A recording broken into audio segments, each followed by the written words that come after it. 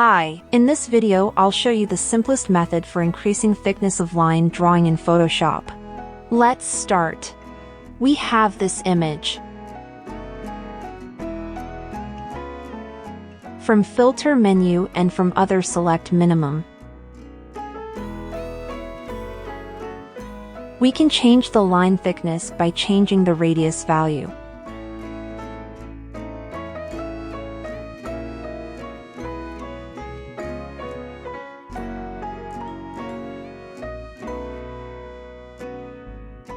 We can apply this method for a specific area of this image by selecting the area and repeat the previous steps.